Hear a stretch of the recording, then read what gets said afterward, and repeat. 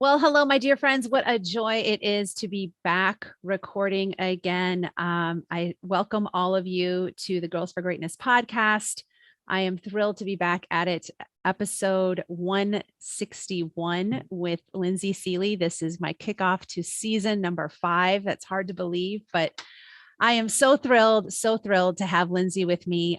She has become a dear friend, and she has actually been a guest on here 2 times prior. She's back today, joining me to discuss her latest and greatest work, her new book, Made for More. And I cannot wait to dive into some of the inspiration and wisdom and just insight that Lindsay has behind so many things with this new book. But I just want to give you guys a little bit of background on Lindsay. As I said, Lindsay has been on the podcast twice before. The first time we talked all about how we can empower young girls. And also we discussed Lindsay's first book, Growing Strong Girls. Lindsay is also so graciously joined me again, and we discussed how we can better empower teenage girls. And we discussed her second book, Rooted, Resilient, and Ready. And now, like I said, Lindsay is back again to chat all about her third book, Made for More, which I had the extreme honor of previewing and even writing the foreword for. If you are new to this podcast, you are in for a treat. And obviously, if you are a regular listener, you have heard Lindsay and know what a wonderful inspiration she is. Let me just tell you, too, that Lindsay is not only a brilliant author, but she is also a dedicated educator and consultant, as well as a passionate keynote speaker. Lindsay is the founder of Bold New Girls and Brave New Boys, teaching and coaching designed to empower growing minds of all ages with diverse experiences to be healthy, happy, and confident, and to become even more of who they choose to be. Lindsay's heart is huge, you guys, for anyone, no matter their age or stage in life. She is all about helping others succeed, grow, and live a life filled with more purpose and passion. So with that, you guys, let's get started. And Lindsay, welcome back to the Girls for Greatness podcast. Thank you so much for having me. And thank you so much for writing the foreword for my book. I thought it was fabulous. Oh, thank you. So great. Thank you. I know I stumbled over a couple of those words speaking, guys, but wow, it's a lot to list off. It's a lot to list off and remember of all of the things that you're doing and have done. And I'm just so grateful to be back at this again together. As I mentioned, we are going to dive into some things around this book, Made for More. But Lindsay, just tell us a little bit about what the inspiration behind this book was, how you came about that, the whole idea of what you wanted to base it around, and maybe even just who it's geared towards. Sure. Well, this wasn't the original plan, but I wrote a book for parents of young girls named Growing Strong Girls. And then the next book just made sense. I would help parents support their teenage girls. And then I started to think about what what's next was. And it just seemed really natural to look at the next stage. So I'd say the demographic is like late teens, early 20s, and even older, right? Because we know our journeys don't stop based on age. But what I was noticing is this almost bad habit or trend that once our girls are grown, once they reach a certain age, we think like, that's it. Now it's their turn to do it on their own, to figure it out, and to, really enter this new stage of adulting. And I call it in the book, I call it grownish. So they're not quite grown, but they're grown up, so to speak. And it just seemed like they were less and less supported than I felt they needed to be. So with the clients that I was working with, I noticed, they were really struggling. I think that the hugest struggle for everyone, but especially this age, is really stress and anxiety. So they felt very overwhelmed by all of life's choices, all that's going on, and really uncertain about how they were supposed to navigate it all. And it just seemed to me like they didn't necessarily have the support they needed. They weren't asking for the support, and there weren't a lot of books that were written to this age and stage. So I definitely wanted to always encourage them and support them in the ways that I can, and really offer my best ideas and help. And it's by no means a book, like a how-to book. It's not prescriptive, it's more descriptive. Like, here are the ideas, here are the things that have worked for some of my clients, here are some of my struggles and stories, and please take what you want from it and design your own days and dreams and really make it your own and customize to your life and where you're at. That's awesome. That's awesome. And I know you kind of played around with the title a bit, and I know that there was like some things that you yes. like. So tell me how you landed on Made for More, and maybe what like the more part specifically points to, and what you wanted it maybe to point to. Well, the book, like, you'll see this in the book, but it's really about this idea. I love opposites, and I love playing around with language. And it was like, well, if you want more, like you want more happiness, you're going to have less pain or less struggle or less waiting for happiness. Like, make it happen. And so we go back and forth in the 7 chapters, like more authenticity, less, conformity. And that really became the main idea. So it made sense that that was the title, but it just didn't feel right. So you just go along with it. And this is often just part of the natural part of the editing process. But what I really wanted, Delia, but I didn't know I could even make this change or ask for it, was this idea of like, no, like it didn't feel like passionate enough. But I was like, these girls are so awesome. And I feel like they're just so caught up in maybe negative beliefs and self-doubt and insecurity and their past and trauma and like all this stuff that they're carrying with them, stress and anxiety and overwhelm. But they're so great. Like, they have so much potential. And I think what made more sense to me, like what was more punchy and passionate, and what I felt more, was this idea of made for more. Like, here we are, but we have this potential to be even better in a way that, again, I want young women to define for themselves. It is so easy to get caught up in society's more money, more followers, more fame, more success, whatever that means. But it's like, no. I wanted them to feel like from the inside out, like more joy, more bravery, more passion, more connection and community and power and all of that good stuff. So I asked for the title. I'm not even sure why I didn't first pitch it, because this was my first idea. Or maybe I did, and then it was maybe like they didn't like it as much as I did. But I just said, like, I think we have to call it this. It's inevitable to me. I really felt it. And that was really strong. And I just got a yes. So it became that easy. That's awesome. Made for more. Awesome. Made for more. I love it. Made for more happened. I love it. No, it's a great title. So who do you think, and because I know this is one of the things you address, who do you think we are pressured to be in our day and age?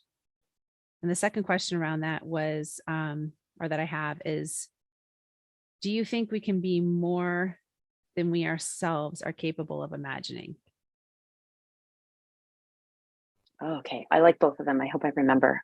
For the first one, I think we're pressured to be, I just want to call it like super women. So part of the challenge that we have living in this world right now is that we are so digitally connected all the time. It's constant. So this is just, we are in digital culture. Like, we can't separate ourselves. And it's very, very hard to have any sense of off or separation or like true breaks. Or I know people talk of the digital detox.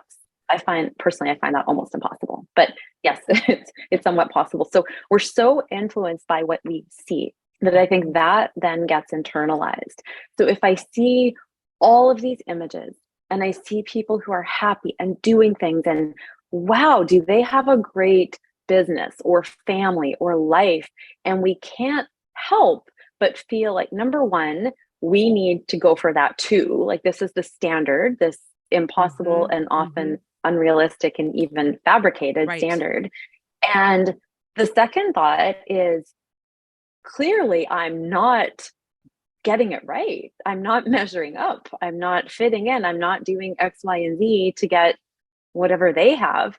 So I think that there's this pressure to really keep up and to fit in and to be like what we see. So it's like the message that we are all getting is, be everything all of the time to everybody. Hmm. And that is like, just in and of itself, that's pressure. That's a lot of stress. And all the while, we're feeling like we just are drowning. We're not keeping up. We are not good enough. We're never going to make it. So it's like, be everything. And in a way, it's fantastic. We have all these choices, but it's like, be everything. That's pressure.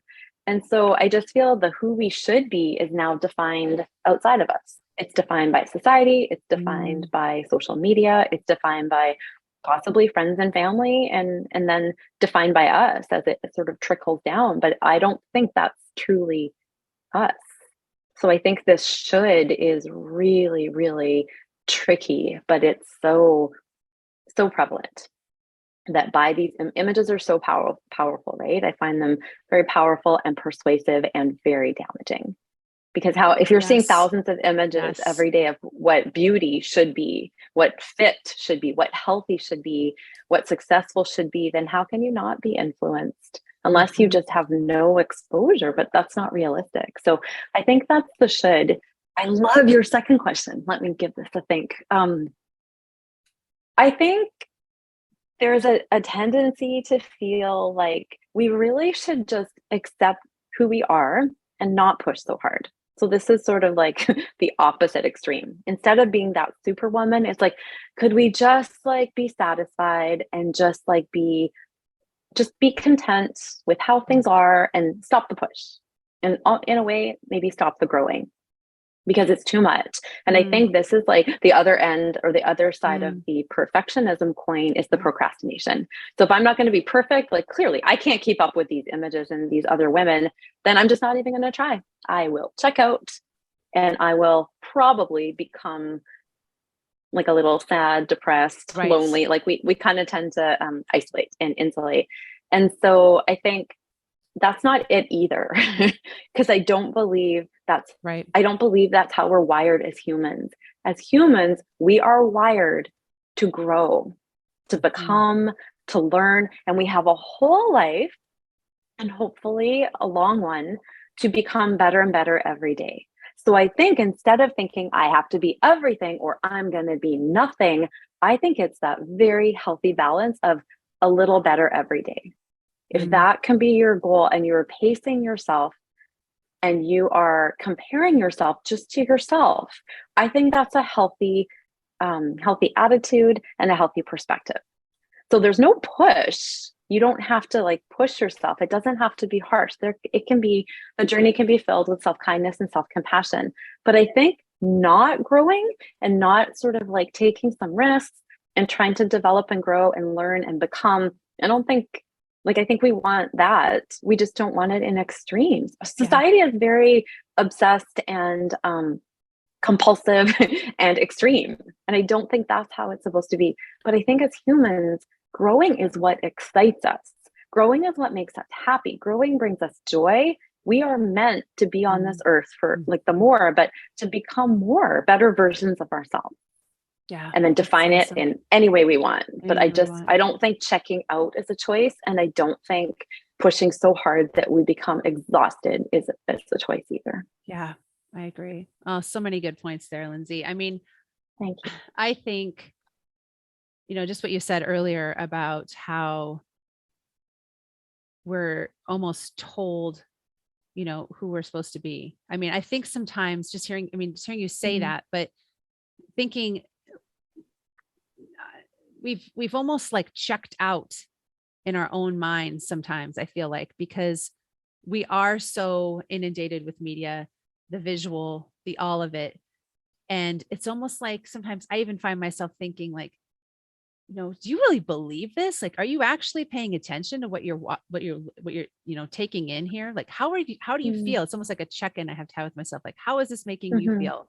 What do you think about this? And is this healthy? Is this not healthy? I just feel like that whole check-in process, or even just the thought process anymore of who we are, who am I, when you stop and think about that, who am I truly, and that's a big part of, what I base this podcast around, is getting back to the heart of who we truly are. And I think sometimes though, that's hard to even navigate and pinpoint and find, because we're so bombarded, whether that's by choice or by, just something that we, we're constantly thrown in the mix of. I just think it's a really good thing to question and to start to really think about, if the things that we want, the things we're going after, the goals that we have, not that those goals are bad, but just analyzing and thinking about, are those the things that are truly important to us? Are those things that are truly in alignment with who we are and who we want to be? Or is this something we're doing or going after all of the things because someone else has told us that's the way it's supposed to look, or that's the way it's supposed to be? Really good question. It's so true. Like, I think there's that idea of more, like we have more of everything, we have more ability to shop on our phones. We have more information, more. And that's good for many reasons. Like, I think we do live in a pretty privileged place and a convenient world. But I think that with all of the more, what has happened, what I've noticed personally, and then with all of my clients, is there's less to know, I would argue, time to just be still, to do exactly what you said, which I can't tell you how important this is, but to self-reflect. So daily, like, how did today go? Where did I win and where do I feel I failed? Where do I feel like I'm really proud of myself, or maybe I'm going to do a little bit better or different tomorrow? Like, I think you can do this, but I think it takes just intentionality, right? But we have so much more, but we have less time to reflect and to set those goals and to dream and to just be like, it's okay to be bored. It really is. Yeah. And from boredom, you work through it. And then usually, like, my personal experience is that's when I get my best ideas. So thank goodness for boredom. Yeah. Thank goodness for loneliness, because then I realize I need to connect. Something's missing here. But if we don't have that off of technology and the busyness and the to-dos and everything that's going on in this world, then I don't think we have that chance to be on, as in like attuned and aware of what's going on for us on the inside. I totally agree. So we need to find that stillness in a very busy, noisy world. Yeah. It has to be intentional, like you said. It definitely does. We have to make these choices, right? And it could be 5 minutes.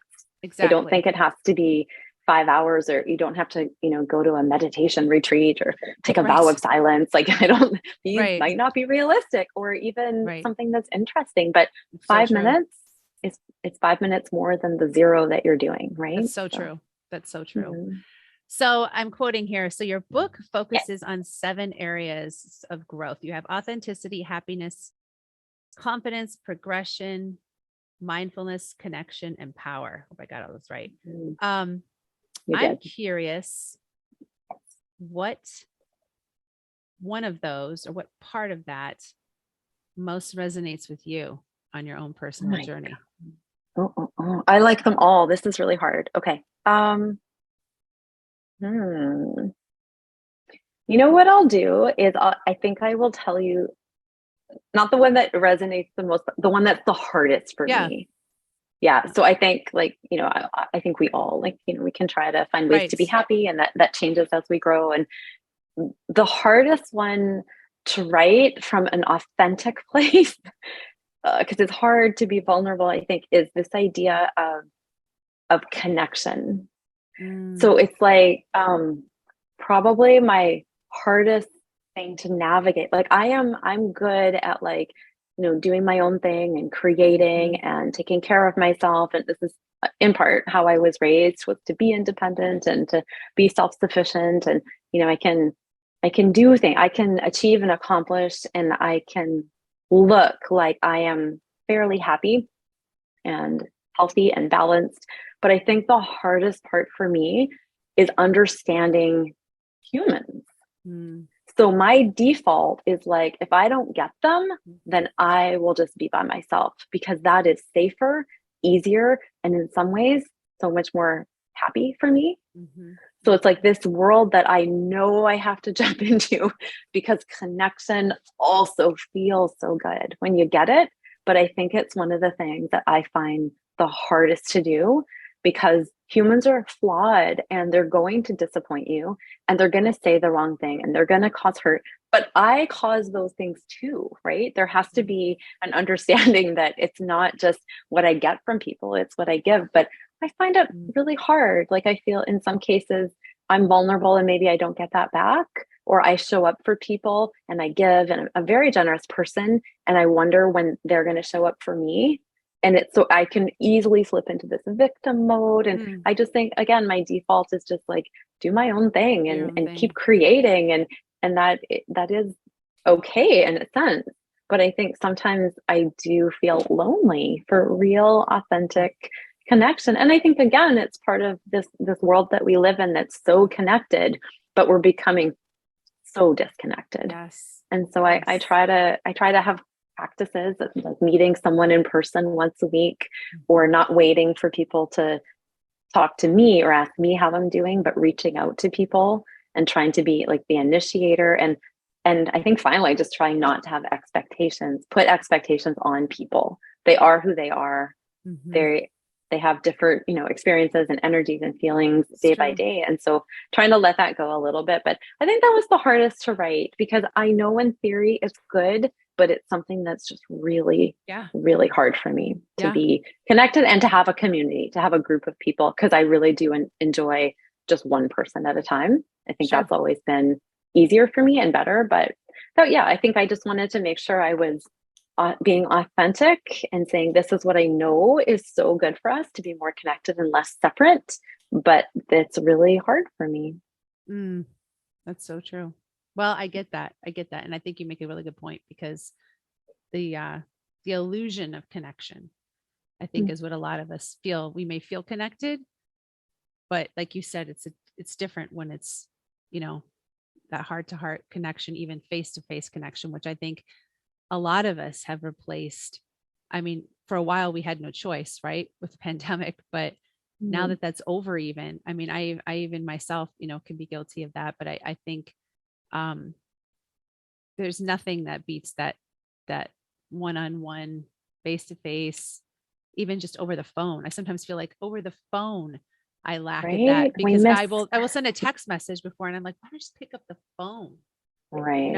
So yeah, I've tried to make that a habit too. Just like call one person a week, just like, hey, how are you? And so it might go to voicemail. At least you start the game of tag and they might call you back. The other thing that really confused me for most of my life, but now I think I've sorted it out. It's this idea of having this group of girlfriends that you meet with and go out for breakfast with, and you all understand each other, and like there's laughter and joy and sharing and stories and gossip and all that. And I never had that. So it's like I grew up in the years of Sex and the City and Friends, and I'm like, wow, like I just felt like I was really weird. Like I don't have that group of friends. I don't have these like 3 girlfriends that I can go out with on Friday nights or go out for breakfast with or whatever it is. And I think I slowly started to accept that again is the media's portrayal of how friendship should be. And for me, it looks very different. So it might be just one person at a time, or we might be doing different activities, or it might just be meeting, once every few months or whatever. But like I define it and don't try to like buy into that idea of what friendship and connection should be. It's like it's very individual and personal. And that was just, I mean, these shows are great. I love the shows, but it's the ideal that I was chasing, not the real. Yes. That's awesome. Yeah, that's true. That's so true. Really good point. Really good point. It's hard. So one of the pieces of the book that I particularly loved is how you not only dive into the more part in terms of getting more or doing more or being more, but how you also address what we need to let go of or no longer need in our lives. How do we recognize that in our lives? I mean, because those are 2 differing things. I mean, like I said, obviously the book Made for More, you're focused on being more in our own way, navigating that, figuring that out. You've had these other areas that obviously these other areas that you address that are all wonderful and amazing. And I know you talk about each one in depth and different perspectives, but you also bring into light, I think, the fact that yes, you have to make room for yourself to be more, but sometimes that means letting go of what's no longer serving you or what's no longer working. So talk a little bit about that. Well, I think most of our personal work and this decision to change probably comes from that place we all hate, which is discomfort and unhappiness. Mm-hmm. So we get to these points, I mean, we could call them rock bottom, but these points of like, this isn't it. Like, here I am. Like, I don't talk about this in the book, but I eventually kind of was able to come up with this idea of the 3 A's. So acceptance, asking, and action. Mm-hmm. And so it's like, okay, so here I am in this place, and finally I can just tell myself the truth. That's all I need to do today. I'm not happy. This isn't working. I think our relationship is probably the best example.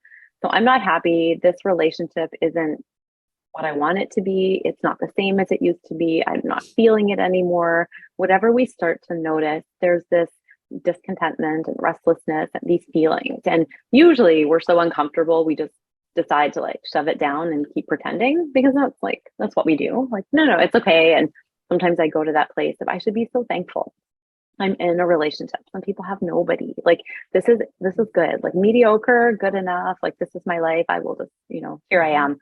But I think then the feeling comes back. And so it's like you meet yourself where you're at and recognize that there is something that's not working for you, or a person's no longer serving you, or a situation isn't good. So you stand in that truth.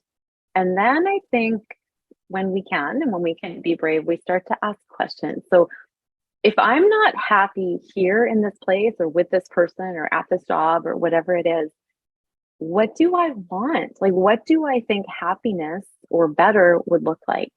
So we start to ask questions. And I do say this in the book because one of my favorite questions is just what if? It's that daring to imagine. Yes.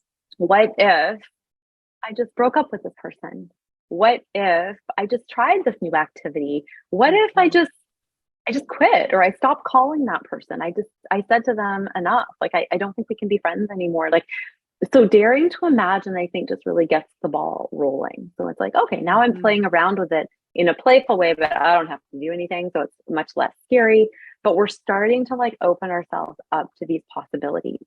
And I think that's super empowering. I've always found that really, really helpful. You don't have to do anything, but you're just thinking. And I think then we do get to a place of like, okay, well, what if I really did this thing? Like, what if I broke up with the person, or I applied for the new job, or I decided to go back to school? Then when we get more and more comfortable, and this could be, well, for me, it was years, it could be a while, then we start to get down to those action steps. So what would I need to do? Well, if I am going to, I don't know, apply for school, like, I am going to have to like let go of some of my busyness. So I'm going to have to always find that time. I'm going to have to let go of some of my fear, some of the things that are holding me back. I'm going to have to let go of the ideal plan that I had in my head that's now going down a different trajectory. Like, I think sometimes we have to just play around with those ideas too, of like, what exactly could this look like? And so if I'm going to have, let's say I'm going to let go of a person, then I'm going to have more space and more time and more energy and maybe more positivity around other relationships or around me time. Like, maybe, anyone listening might just say, I need to like love myself first. And these relationships are really distracting me from that work that I have to do. Yeah. So I think I just kind of see it in this year. I think the book is it's very heartfelt, but it's also very practical. Like, I think, we have these ideas and wishes, but that only gets us so far. I love dreaming and imagining, but I think then it comes down to like, what does that actually look like on Monday morning? When you wake up and you're like, okay, what's the plan for the breakup? What's the plan for the new activity? What's the plan for this? I love this, like, new day, new me. Like, what's the plan for this practice I want to do, like, where I'm being more grateful, or I've decided to like start a new fitness plan. So then I wanted to just really highlight or help readers with some really practical action steps and tools. And so I think that's sort of the sequence, like acceptance and then asking and then action. You have to do things. If you don't change, nothing changes. And I think that I've learned that many times in my life. It's like, okay, stop feeling sorry for yourself. No room for being a victim. Get moving here. You have one life. It goes by really fast as you grow. Like women in their 20s might not know that yet, but it seems to speed up as you grow. True. And it's yours. Like if you have to like do everything that you want to do and be true to yourself and always ask yourself that question, what do I really, really, really want?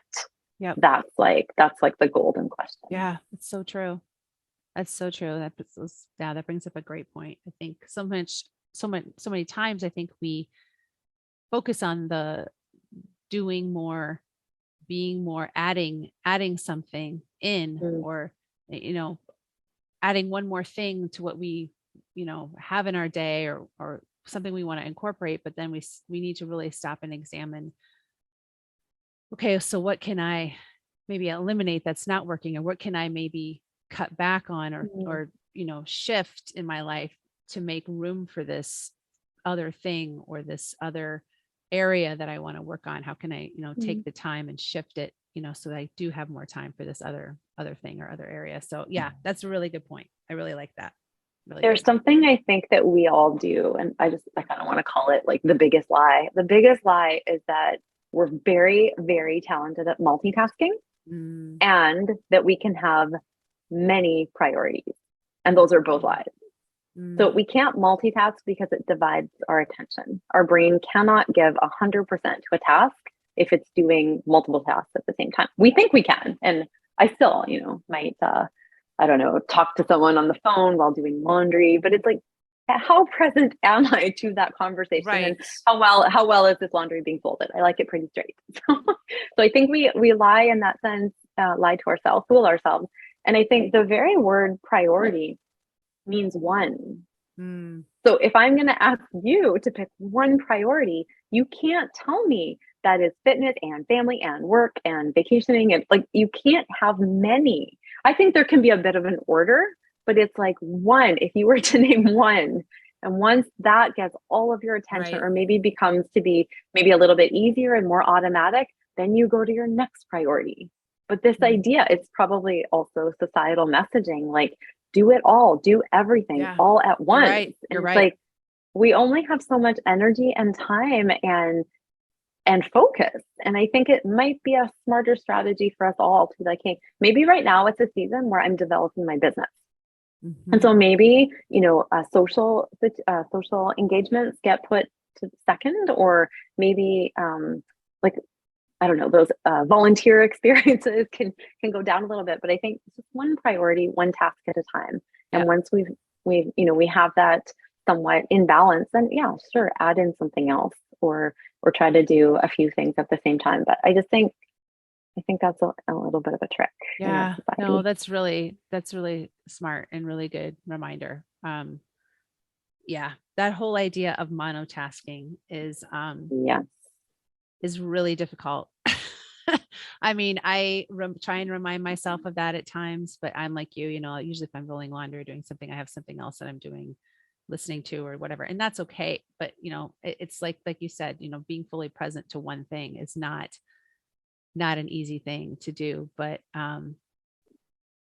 it's important. I mean, like you said, I think for our focus and for our sanity, I think for just the whole idea of just slowing down enough to maybe even have time to think. You can think sometimes you just do a task where you're not trying to do three things at once. What if you just did one thing? Where is my head? I think and this is how mistakes are made. This is how I burn things. I also think maybe I should say more positively, there's a level of excitement to life where we want to do it all. Yeah. Like I think sometimes, okay, I can just focus on my business, but no, I want to like focus on adventure, and I want to focus on obviously my home life, and I want to do more self-care. So I think there's also the positive part is we have so many more choices. We get very inspired by being on social media and seeing what other people are doing. We just have to remember, we don't have to do it all in a day, but we do have to do something every day. I think like a little something every day is that idea of like slow and steady progress, not perfect. Like, I think that's the best approach for me to stay balanced. Like if there's something new I want to do, but I'm doing something else, I just have a list now and I put it on the list, and it means it will get done, but just not today. I can't add it. Yep. That's good. keeps me in There's balance. so many things I know I could dive into. So I want to touch on one more thing before I kind of wrap up. And that's this idea of self-imposed boundaries, as you kind of put it. And I'm curious, just maybe tell us a little bit about what that means exactly, and maybe then how we can start to even move beyond our self-imposed boundaries. Well, I think for me, like personal experience, it comes from this need, even addiction I've always had to, number one, please people, and number two, to never disappoint. And so now when I work with younger girls, I always get them to practice disappointing people. I want them to sit in that discomfort and be okay. To not say, I can't go to the movies, and then see the person's face very disappointed and sad, and maybe even trying to convince you that you should go to the movie. So I want them to see the disappointment and not say, okay, I'll go with you. Not to change their mind because they want to make everything okay, because they want to please. Like, I think it comes from that experience of like, I got most of my validation growing up from pleasing and giving and helping. And much of that is really good and really positive. But as I grew, I started to really have to check myself. Like, am I doing it because I really want to do it and it's healthy for me? Or am I doing it because I am so afraid that I'm going to disappoint or hurt or even sever this relationship because I'm not doing what this person is expecting of me? And that was really hard. And I think the hardest work we often do is with our families. And so I think back to like how I was raised. Like I was raised with a dad who really depended on me to be strong and independent and to be sort of like his helper and his advisor. And I got a lot of attention for that. The downside was I was a child. I was really young. And so as I grew and I started to do my own work and therapy, I realized that wasn't such a healthy relationship where I was helping and pleasing and providing in lots of ways, lots of emotional support and even financial. And when I set the boundary, and this took a very long time to say, no, I can't do that, or no, this isn't okay with me. Like, this isn't going to work anymore, or I can't spend as much time, doing X, Y, and Z. I was met with anger. And so it was really hard because here I am setting this boundary. And then it became, well, me or you? Is it me or this relationship? And especially with our parents, I think it's tricky because of attachment. And breaking of a relationship feels like a great loss, like too great. So we just want to keep it, right? And so it took me a long time to navigate that one. But I think what I've learned in the process has been like priceless. And that is, we always have to check in with what it is that we do want and need, what matters to us, and what we're okay with and what we're not okay with. Really simply, boundaries are yes and no. Yes, I want to. No, I don't.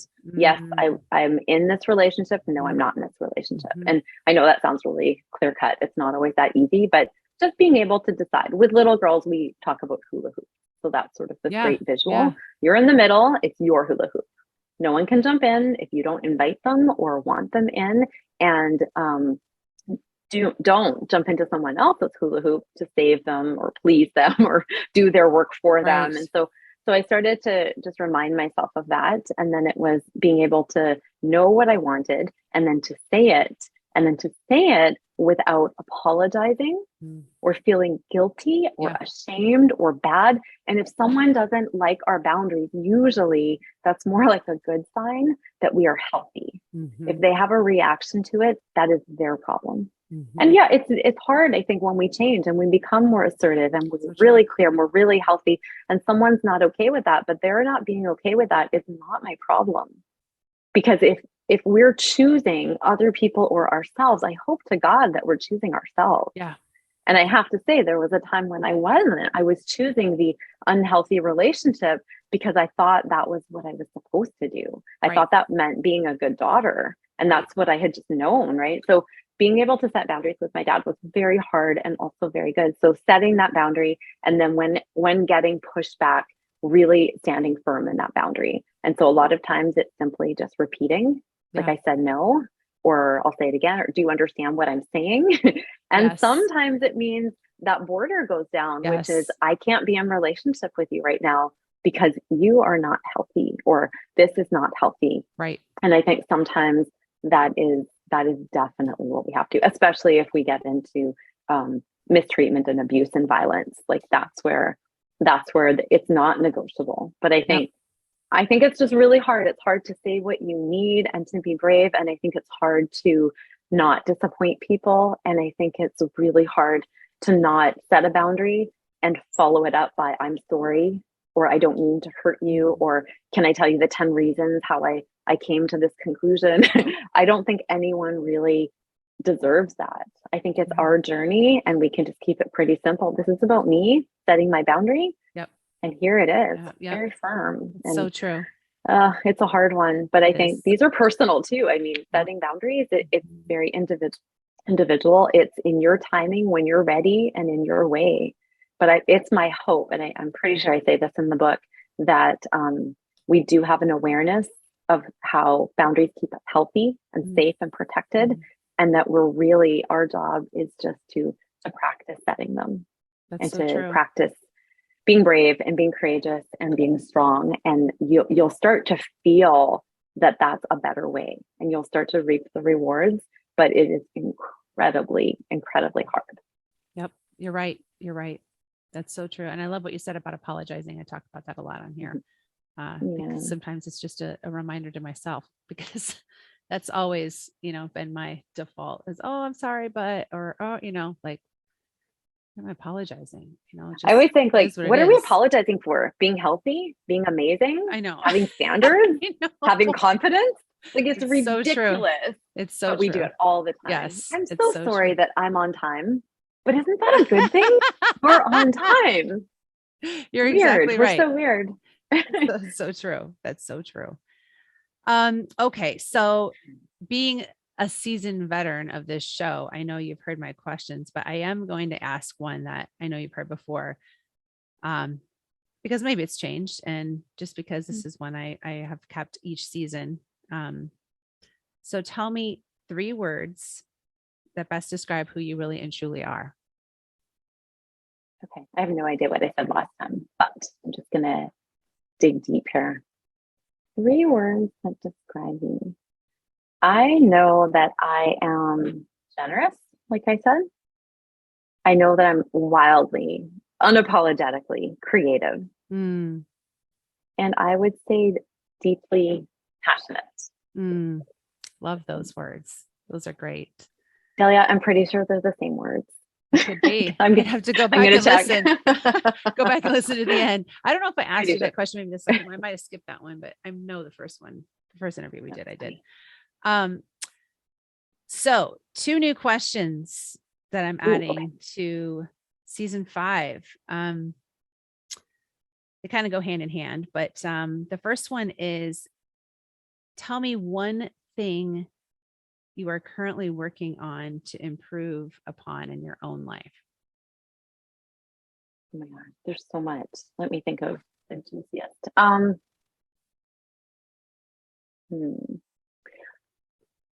I think I didn't realize I did this, but I think one of the things I am working on, this is more relationship, like in the house, is being quick to apologize when I make mistakes. Because I think my initial reaction is, I don't make mistakes. I would never do that. Or I didn't mean to do that. Therefore, it doesn't count as an offense or a hurt. And it's like my brain just wants to probably protect my ego and just give reasons for and excuses for. And I think it's just so much easier and progressive. Like, I am someone who wants to grow, and yet I think I'm kind of hindering my own progress here. But just to say you're sorry, like, so as I said, like, we all make mistakes and we all do stupid stuff and we all cause pain, and it's okay to just say I'm sorry. It's pretty simple, 2 or 3 words. And then on we go. Like, we can become closer or have more fun or just put it past us. Like, I have a partner that's pretty good at just letting stuff go and then, not ruining a day, let's say, with a mistake or a misstep. But I think I'm not so quick to that. I get really defensive, and I just want to be more like gracious with myself and gracious with others, and just really Mm. accepting, and Mm-hmm. on I go. And then free. Mm-hmm. I think we're free then once we That's so apologize. true. That's so But true. yeah, Yeah, not my forte. I can be much the same. I get it. I totally get it. So my last question, tell me one thing you are currently proud of yourself for being or doing.